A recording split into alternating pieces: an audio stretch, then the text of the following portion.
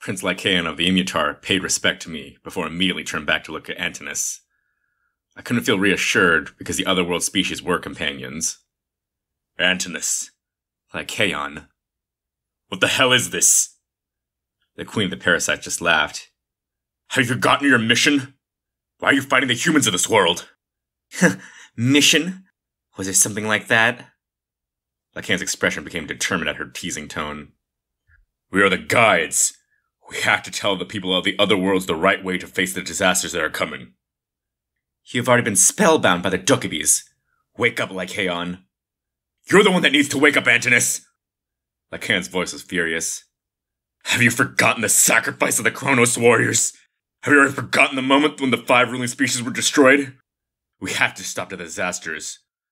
Work with the species here to defend the terraformed planet and rebuild Kronos' civilization in this world. It's our sacred mission! Rebuilding Kronos' civilization. Antinous no longer laughed. Lycaon, it's impossible. This planet will perish. It is the fate of the scenario. No, this time will be different. Lycaon glanced at me. The Protector has stopped a disaster before all the disasters woke up. He has a medallion of my people as proof. Perhaps there is a way to prevent the destruction. If it was a deteriorated disaster, we could have stopped it at any time. Earth is only now the 5th scenario. There's no planet that stopped a disaster before the 5th scenario began. Think about it, Antinous.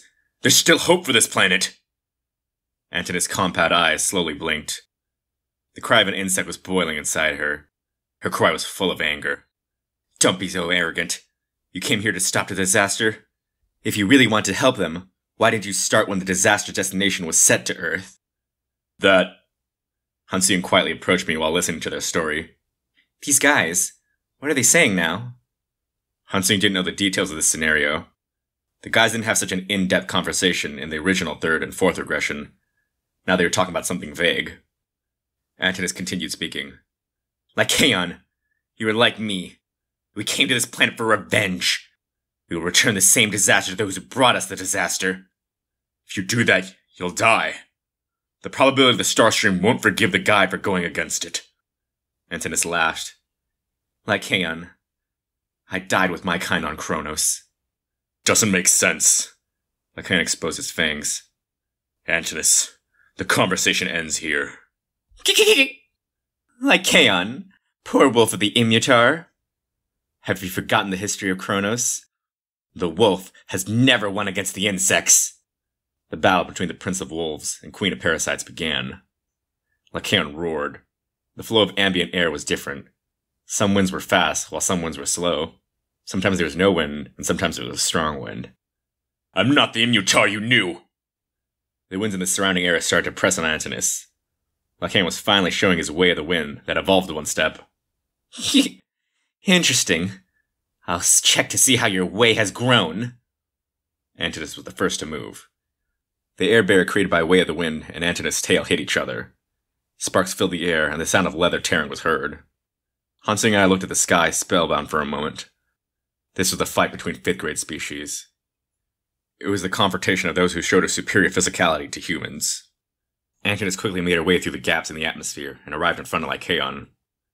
Antinous' tail transformed into a wedge and rushed at Lycaon. It was only one attack, but could mean the difference between victory and defeat. But at this moment, Antinous' movement slowed down. It was like a repulsion force was pushing at her tail. On the other hand, Lycaon's movement was slightly faster. His attack suddenly accelerated. Antinous' tail struck empty air. The 5th grade species, Parasite Antinous, has activated Accelerating Wings level 8. Antinous' wings spread open and vibrated before she disappeared. The S-grade movement skill, Accelerating Wings. Her wings flapped thousands of times per second, and she instantly appeared in front of Lycaon, as if she teleported. Antinous' arms turned into size and flew towards Lycaon's back. The 5th grade species, Parasite Antinous, has activated Praying Mantis Breakthrough level 8. The accelerated scythe struck the atmosphere wall, causing a terrible burst of noise. It was so fast that it seemed even Lycaon couldn't avoid it. Even so, Lycaon evaded. At the decisive moment, Antinous' attack slowed down while Lycaon's movement accelerated. It was the difference between life and death. Antinous' compound eyes blinked with surprise. What kind of technique is that? Instant acceleration? No, that's the way of the wind.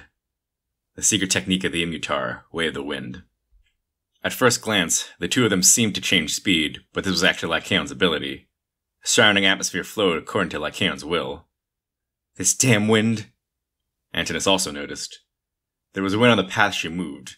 Antinous was caught in the wind, and Lycaon used the wind. It was a skill that controlled the movements of accelerating wings while avoiding Antinous' praying mantis breakthrough. The roads made of wind could be used for evasion or to attack. This is why I needed this skill. If I learned Way of the Wind, I could replace the necessary skills with that one skill.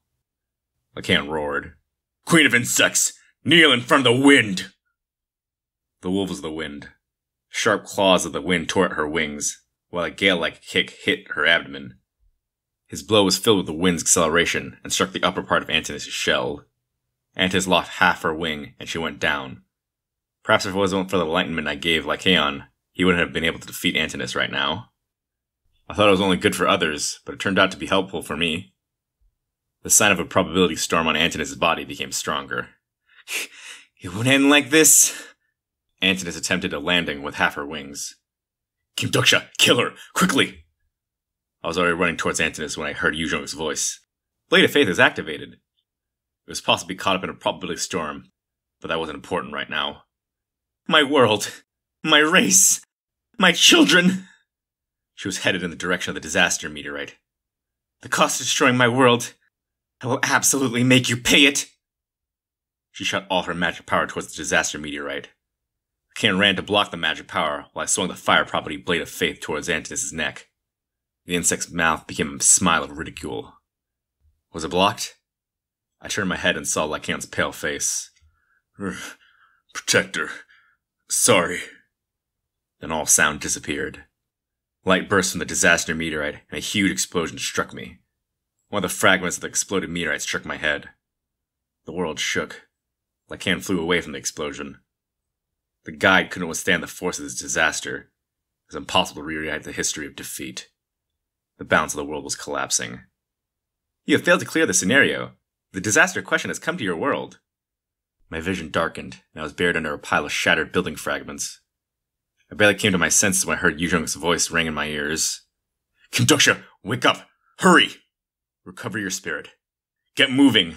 You can still stop the disaster! I honestly thought it was too much. I didn't have Way of the Wind, and the disaster of questions was hatched.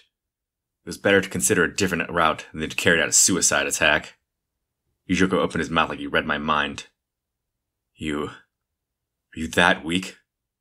What? All the words you told me were false. I reflexively raised my body. This bastard.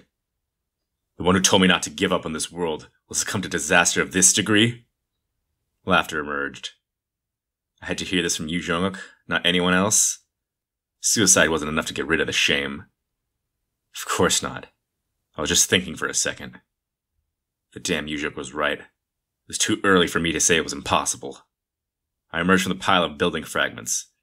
The 8-meter-tall disaster meteor had split in two. It was obvious that something had hatched from it. I looked around quickly, but couldn't see the disaster. Hey, this is... Hansung approached me with a restless expression. I couldn't see Yusanga, then I heard a voice. This place. There was a boy about a dozen steps away. He looked like a high school student. He was completely naked without a stitch of clothing. The boy muttered, This is... perhaps... The boy stretched and looked around like he couldn't believe it. I listened to his murmurs and thought I had to kill him right now. However, my body couldn't move. An early hatching has weakened the disaster questions. Due to the early hatching penalty, you won't be able to attack the disaster questions for 3 minutes. Damn it. We were the ones being penalized? That Dokkaebi scum. What was he doing? The boy walked around the area and arrived in front of a woman nearby. It was a woman who was a part of the poisoners group. The boy shouted in a clear voice towards the woman. Woman! Hey, are you okay? Who? Excuse me, can I ask something? No, she shouldn't answer that question. I wanted to shout, but my voice didn't come out. Where is this place? What year is it now? Why all of a sudden... Are you asking me a question back? The boy's strange tone seemed to bewitch the woman. This is Seoul, and the current year... A system message was heard the moment the woman answered. The first question has been resolved. The first seal, the returnee, Young Il-sang, has been released. What is that? The boy laughed wildly at the confused woman and asked, Do you know how much I suffered? Do you know? Huh? Have you lived for 100 years? In a place where I was the only human? Do you know that there are other dimensions? Other dimension? Disgusting insects, werewolves, and bird people. I have a problem. Can you guess what it is? The confused woman shut her mouth. The boy asked, Insects, wolves, birds? Which of these three races are the best? What? The best? Once the woman asked, the boy laughed like he was dying with joy. It was a creepy laugh. Then, who among the three has the most delicious meat? I listened to the disaster questions and thought, yeah, it might be natural that Antinous wanted to destroy Earth. It was because a human of Earth destroyed her world. The woman didn't answer the boy's question. Please spare me. There was a sound, the woman's head flew away. The boy chuckled and looked around. Now, there's this development. What? An S-grade incarnation? Those scum are squeezing this kid. It's also a heavy-duty alliance. No, wait, before that. The early hatching penalty has ended. The power that controlled your movements has disappeared. Shit, it was too late. I was about to yell when the boy disappeared and moved to a remote location. Unfortunately, it was the place where another woman was standing. Luna's pretty, yes? I cursed. Yoo-sung, avoid him! Yoo-sung raised her dagger and asked cautiously, Who are you? The boy grinned at the question. Are you curious? The boy's hands grabbed Yoo-sung's chin at the speed that couldn't be seen. Should I tell you? One of the 5 disasters that destroyed Kronos. The disaster of questions. He was a returnee of Earth, transferred back to this world.